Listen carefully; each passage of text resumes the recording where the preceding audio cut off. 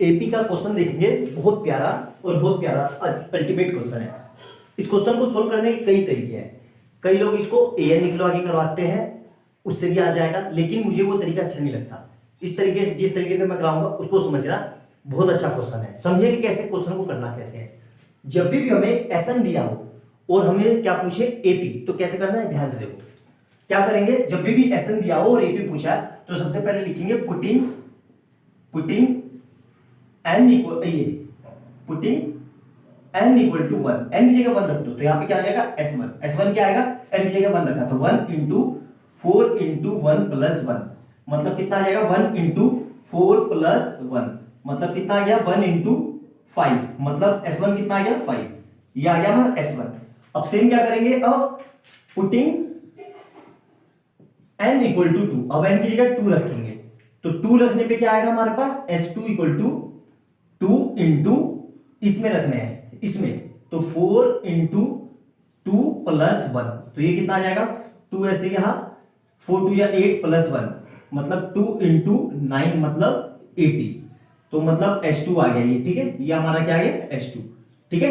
Same और s3 निकालेंगे, बस 3 टर्म निकालने हैं आपको। s3 निकालने के लिए क्या करेंगे, n की जगह 3 रखेंगे, मतलब इसको ऐसे लिखो, पुटिंग n इक्वल टू 3, तो s3 क्या आएगा हमारा, ध्यान से देखो, तो यहां पे मैंने रखा 3, तो 3 ऐसे ही रहा, 4 इंटू 3 प्लस 1, तो कितना आ जाएगा 3 ऐसे ही रहा, ये 12 प्लस 1, मतलब कितना आ जाएगा 3 इंटू 13, मतलब 39, ठीक है। तो हमारे पास s3 और s3, ठीक है, ये तीनों चीज समझ में आ गई, बस इतना कर लिया। अब इसमें से देखो क्या करेंगे, s2 को ये जो s1 आया है कितना है 5, तो 18, मतलब इसको इस हिसाब से रखने हैं कि 18 को ब्रेक कर लिया तो 18 को ऐसे ब्रेक कर लेंगे, आई बात समझ में, मतलब 5 जो पहले वाला टर्म हो 5 को ऐसे लिखा और जो बचेगा वो 18। अब ठीक है, तो यहां देखो, यहां पे कितना आया 18, तो इस 18 को यहां लिख लेंगे, तो यह आया 18। अब 18 में 39 में से 18 को माइनस करेंगे तो क्या बचेगा 21। अब देखना ध्यान से, बस इतना आपने कर लिया तो समझ में आ जाएगा। आपको समझ में आया क्या किया, मैंने क्या लिखा, s1 कितना आया 5, s2 कितना आया 18 को क्या लिखा मैंने 5 प्लस 13, और फिर जो हमारा s2 क्या आया 18 को क्या लिखा मैंने 18 प्लस 20 को 21, इन तीनों दोनों का सम कितना आएगा 39। अब जो बचा ये यहाँ पे क्या आया 5 और ये क्या है 13 और ये क्या है 21, यही हमारी एपी है, ध्यान से लिखना। तो क्या हो गई हमारी एपी, 5 हो गई और यहां पे कितना आएगा 13, यहां पे कितना आएगा 13 और यहां कितना आएगा 21। अब देखो कैसे पता चलेगा सर एपी है कि नहीं, कॉमन डिफरेंस निकाल दो, इसका कॉमन डिफरेंस 8 का आ रहा है, तो ये हमारी एपी है। अगली टर्म क्या आएगी, ऐसे ही अगली टर्म क्या आएगी 29, फिर उसके बाद अगली टर्म क्या आएगी 37, यही हमारी एपी है, यही हमें निकालना था। मेरे ख्याल से क्वेश्चन समझ में आ गया होगा अच्छे से, नहीं समझ में आया तो वीडियो को एक बार फिर से देखना, अच्छे से समझना, ना समझ में आए तो मेरे से कमेंट सेक्शन में पूछना, ठीक है। फिर से रिकॉल कर देता हूं, मैंने क्या किया, एसएन दिया हुआ था, हमसे पूछा था एपी की, एपी बताना है, तो मैंने क्या किया एन की जगह 1 रखा, तो 1 की जगह एन की जगह 1 रखा तो क्या आ गया मेरा s1 कितना है 5, सेम एन की जगह 2 रखा तो 2 रखा तो s2 कितना है 18, और सेम एन की जगह 3 रखा तो कितना है 39, तो फिर मैंने s1 मेरा 5 आया, फिर 18 में से मैंने ये s1 को हटा दिया तो मैंने 5 प्लस 13 लिख दिया, तो क्या आ गया हमारा ये s2। सिमिलर वे में 39 में से मैंने 18 को निकाल लिया तो 18 प्लस 21, तो ये आ गया हमारा 39, और फिर जो एंड में बचा उसको मैंने एपी बना दिया, यहां तक ये 5 13 और 21 ये एपी आया। आप एन से भी कर सकते हो, लेकिन वो एन का क्या फार्मूला है, एन का ये फार्मूला है n equal to S n minus S n minus 1, जो इससे भी आंसर आ जाएगा, लेकिन ये तरीका मेरे को ज्यादा अच्छा नहीं लगता, मेरे को ये तरीका ज्यादा अच्छा लगता है, इससे करना जरूर आंसर आएगा, ठीक है। अच्छे समझ में आया, नोट डाउन कर लो, बहुत प्यारा क्वेश्चन है, बोर्ड में पूछा हुआ क्वेश्चन है और कई बार फ्रीक्वेंटली पूछे जाते हैं ऐसे क्वेश्चन, ठीक है, नोट डाउन कर लो, तब तक अगला क्वेश्चन करते हैं। देखो अब इस क्वेश्चन में और उससे पहले जो कराया उस दोनों में अंतर समझो, उसमें क्या था एसएन देके एएन पूछ रहा था, ठीक है, और इसमें क्या है एएन देके एसएन पूछ रहा है, जस्ट रिवर्स है। तो कुछ नहीं करना है आपको, जब भी देखना है इस तरह का सवाल आए तो ध्यान रखना हमेशा एक ही तरीका है, क्या करेंगे putting n equal to 1, n रखेंगे, n की वैल्यू 1 2 3। सर 3 तक की क्यों रखेंगे? देखो किसी भी एपी को डिफाइन करने के लिए मिनिमम 3 टर्म चाहिए होते हैं, और 3 टर्म कभी आएंगे जब n equal to 1, n equal to 2 और n इक्वल टू 3 रखेंगे, उससे हमें एपी पता चल जाएगी। आई बात समझ?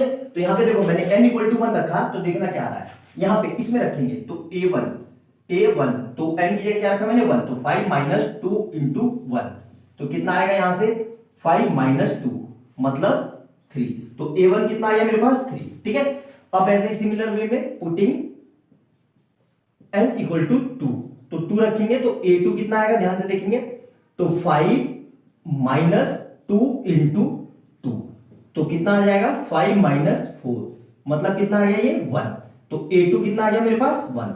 यहां तक समझ में आया? तीसरा देखो, पुटिंग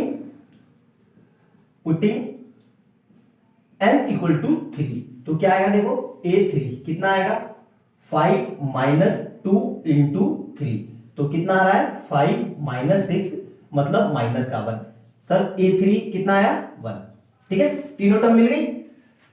अब ध्यान से देखेंगे, ठीक है a1 a2 a3 हमें मिल गई ना, ध्यान से, तो कितना आया देखो, ध्यान से ये मिटा रहा हूं, a1 आया 1 आया 3 2 और माइनस 1। ठीक है, तो हमें पता चल गया भाई 3 2 और माइनस 1 आ रहा है। ठीक है, मतलब क्या क्या आया हमारे पास 3 कोमा यहां पे आया था 1 और यहां पे कितना आया था -1। ठीक है, अब देखो ध्यान से, ऐसे ही चलेगा। सर ये एपी है कि नहीं है, देखो कैसे पता चलेगा।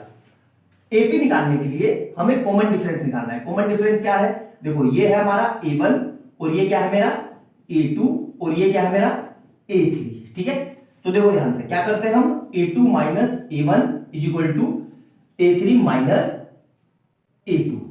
ठीक है, a2 कितना है, a2 देखो कितना है 1, तो 1 माइनस कितना करेंगे 3 इज इक्वल टू कितना आएगा -1 और माइनस ब्रैकेट में 1, तो यहां से देखो कितना आ रहा है -2 इज इक्वल टू -2 आ गया, मतलब डी सेम आया डी हमारा सेम आएगा, तो मतलब ये एपी है। तो एपी हमें पता चल गई क्या है हमारी 3 1 और -1 मतलब डिक्रीजिंग एपी है। ठीक है, यहां तक पता चल गया। अब कुछ नहीं करना है, एसएन का फार्मूला लगाना है, कितने 20 टर्म का। तो एसएन क्या होता है, S n equal to n/2 2a plus bracket के अंदर n-1 इंटू डी। यहां तक कोई दिक्कत नहीं होगी।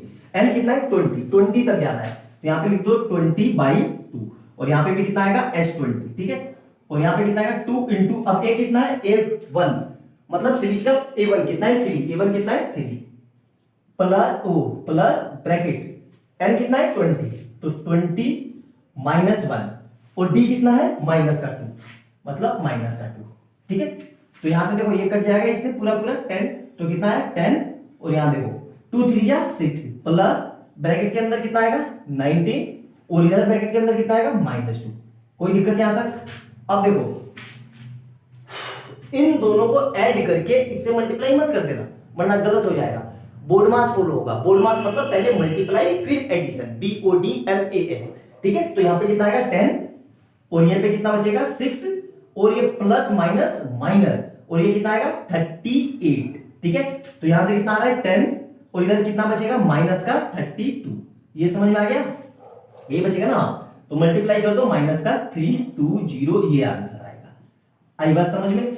सिंपल सा है, कोई कैलकुलेशन मिस्टेक होगी तो चेक कर लेना, वैसे मेरे हिसाब से कोई दिक्कत नहीं है, आंसर यही आना चाहिए। ठीक है, समझ में आ गया अच्छे से? इजी क्वेश्चन था, एक एक स्टेप बताया है मैंने। वीडियो को दोबारा से देखना, नहीं समझ में आए और अच्छी लगे तो लाइक सब्सक्राइब कर देना, कमेंट कर देना, जरूर बताना वीडियो कैसा लगा आपको। मैंने कोशिश की है बहुत आसान वे में समझा सकूं, फिर भी कोई डाउट हो तो वीडियो को दोबारा देखना और मुझे बताना। ठीक है, बाय बाय, मिलते हैं अगली वीडियो में। अच्छे क्वेश्चन करो, ये सबसे अच्छे अप्रोप्रिएट क्वेश्चन है जो आपके एग्जाम में आ सकते हैं, जिनके आने की फ्रीक्वेंसी बहुत ज्यादा है। ठीक है, तो नोट डाउन करो। क्वेश्चन नंबर नेक्स्ट देखेंगे एपी का, बहुत अच्छा बहुत प्यारा क्वेश्चन है। वर्ड प्रॉब्लम है, वर्ड प्रॉब्लम से डरना नहीं है, आसान से सोच के करना है। क्या लिखा है, in an AP if the sum of third and seven term. क्या लिखा है, थर्ड एंड सेवन टर्म। तो हमें पता है एपी की थर्ड टर्म क्या होती है, ए थर्ड को क्या लिखते हैं a3 क्या होगी हमारी a प्लस 2d। ठीक है, और a7 क्या होगी, a7 equal to a plus 6d। यहां तक समझ में आया, कोई दिक्कत नहीं। अब इन दोनों का सम कितना दिया हुआ है 0, मतलब हमें क्या दिया हुआ है A3 plus A7 equal to 0, और A3 की जगह कितना लिखेंगे A plus 2D plus A7 की जगह A plus 6D equal to 0। तो यहां से क्या आ जाएगा देखो, A और A मिलके 2A प्लस 2D और 6D मिलके 8D इक्वल टू 0।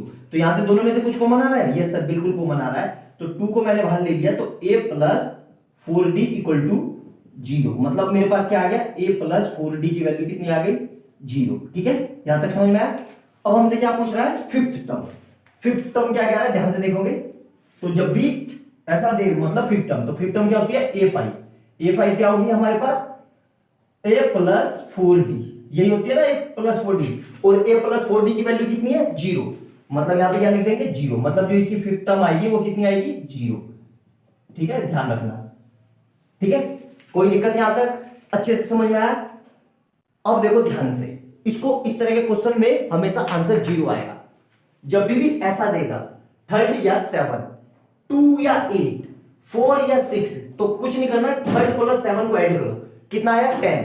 अगर ये 2 होता और 8 होता तो दोनों को ऐड करो 10, और उसका हाफ अगर पूछ रहा है मतलब 10 का हाफ 5, तो हमेशा 0 आंसर आएगा। आई बात समझ में। एमसीक्यू में देखते ही आंसर टिक करने का तरीका समझ में आया। अगर 3 की जगह इसको 2 और 8 कर देता तो भी आंसर 0 आता। क्यों, 2 प्लस 8 कितना होता है 10। ठीक है, 2 प्लस 8 कितना होगा 10। आ रहा है समझ में जो समझाना चाह रहा हूं, 2 प्लस 8 10, और 10 का आधा करो 5, और फिफ्थ टर्म पूछ रहा है। अगर यहां पे दे देता 4 प्लस 6, तो 4 प्लस 6 कितना होगा 10, 10 का हाफ करो 5, और फिफ्थ टर्म पूछ रहा है। तो इस तरह के क्वेश्चन में हमेशा आंसर 0 आएगा। आई बात समझ में, नोट डाउन करो अच्छे से, बोर्ड पे आने के बहुत ज्यादा चांस है। एमसीक्यू में आ गया तो कैसे करना है, बिल्कुल आंसर देखते ही 0, और सब्जेक्टिव में आ गया तो ऐसे करना है। आई बात समझ में, नोट डाउन करो, तब तक अगला करते हैं। क्वेश्चन नंबर नेक्स्ट देखेंगे, जो आपके बोर्ड में आने के बहुत ज्यादा चांस है इस तरह के क्वेश्चन को। ठीक है, सिंपल सा क्वेश्चन है। एक बात बताऊं, इस क्वेश्चन को फार्मूले से करने की जरूरत नहीं है, लेकिन बस क्या है ना कि हम लोग इतने तरीके से फार्मूला में खो जाते हैं कि हमें पता ही नहीं चलता कि यार फार्मूले के बगैर भी क्वेश्चन को कर सकते हैं कि नहीं। बिल्कुल कर सकते हैं। वो ये कह रहा है, जो ध्यान से देखो, ये कैसी है इंक्रीजिंग एपी, और ये कैसी है ये इंक्रीजिंग, और ये भी इंक्रीजिंग, दोनों इंक्रीजिंग है। वो ये कह रहा है कि भाई इसको अगर हम लिखें और इसको लिखें तो एक वैल्यू ऐसी कहां पर आएगी जहां पे इसका कोई टर्म और इसका टर्म दोनों बराबर है। मतलब हमें पता करना है भाई, मान लो कि 10वें नंबर पे दोनों बराबर आएंगे, 12वें नंबर पे, 15वें नंबर पे, ऐसे करना है। ठीक है, तो कुछ नहीं करना है, देखो ध्यान से, दोनों के लिए एपी अलग an निकाल लेंगे। ठीक है, तो इसके लिए an क्या होगा, an का हमारा फार्मूला क्या होता है, an इक्वल टू a प्लस n माइनस 1 इंटू डी। ठीक है, यहाँ पे a कितना है सर 63 पता चल गया, प्लस n पता नहीं है तो n को n ही रखेंगे। d कितना है, देखो इंक्रीजिंग है तो 65 में से ये दो का अंतर है तो प्लस का 2 आएगा, तो कितना आ जाएगा ये 63 प्लस, अब इस 2 को अंदर भेजेंगे 2n माइनस 2, तो यहां से कितना आ गया 61 प्लस 2n, इस वाले सीरीज का an आ गया। ठीक है, अब यहां देखेंगे, इसके लिए लिखेंगे an, सेम वही चीज, an क्या आएगा a प्लस n minus 1 into D. a कितना है 3 है सर, प्लस यहां देखो n कितना है, n पता नहीं क्योंकि n तो हमें निकालना है। d कितना है, देखो 7 का गैप है और इंक्रीजिंग है तो यहां पे आ जाएगा 7, तो इतना किधर आएगा 3 प्लस 7n माइनस 7, तो यहां से कितना आ गया 7n माइनस 4, मतलब ये आ गया an।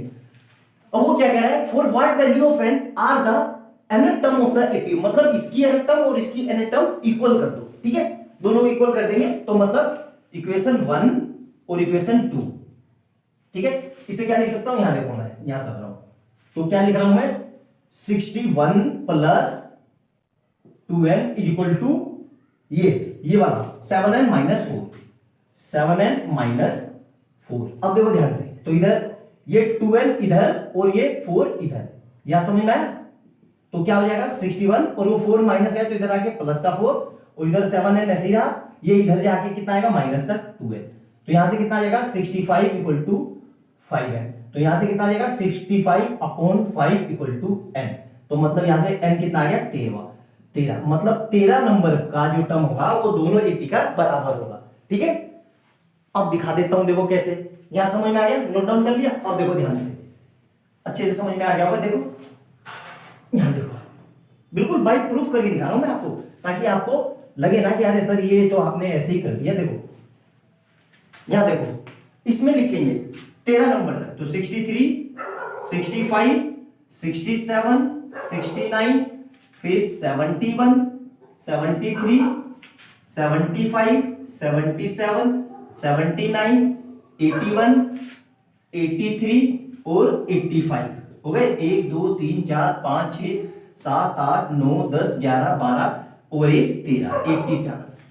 यहां पे देखो 3 10 70 और फिर 8 ऐड करेंगे 24, तो फिर 31, फिर 38, फिर 45, फिर 52, फिर 59, फिर 66 और 66 67 68 69 70 71 72 73, फिर कितना आएगा 73, फिर 7 ऐड करेंगे तो कितना आएगा, कुछ कैलकुलेशन मिस्टेक हो गई, 1 2 3 4 5 6 7 8 9 10 11, हाँ ठीक तो है। और फिर कितना आएगा, और 77 का है ना, तो फिर कितना आएगा ये 80, और फिर कितना आएगा 87। देखो ध्यान से, आए दोनों बराबर, बिल्कुल आए थे, यही हमसे पूछ रहा था कि कितने नंबर पे दोनों बराबर आएंगे। सिंपल सा है, बता देंगे, काउंट कर लेंगे 1 2 3 4 5 6 7 8 9 10 11 12 13, 1 2 3 4 5 6 7 8 9 10 11 12 13, मतलब 13वें नंबर पे दोनों बराबर आ रहे हैं। सिंपल सा है, बताओ क्या फार्मूला यूज किया मैंने, इसमें तो फार्मूले की जरूरत ही नहीं पड़ी। आई बात समझ में? तो ऐसे भी कर सकते हो, देखो फार्मूले से आसानी ही पड़ेगा, तो जरूरी नहीं कि हर बार फार्मूले पे करें। एग्जाम में कहीं लिखा थोड़ी ना कि फार्मूले से करो, देखो इस क्वेश्चन में कहीं लिखा है फार्मूले से लिखो, आप जबरदस्ती फार्मूले से कर रहे हो। सर बड़ी वैल्यू आ गई, बड़ी वैल्यू आ गई तब आप फार्मूला लगा सकते हो, छोटी वैल्यू आ गई तो थोड़ी ना फार्मूले की जरूरत है, तब तो नॉर्मली कर सकते हो। चलो मेरे ख्याल से दोनों मेथड आपको समझ में आ गए होंगे। अच्छा लगा तो वीडियो लाइक और सब्सक्राइब कर देना, कमेंट कर देना और अपने सुझाव हमेशा दे देना, ठीक है। बाय बाय दोस्तों, मिलते हैं अगली वीडियो में अच्छे क्वेश्चन के साथ। नोट डाउन कर लो।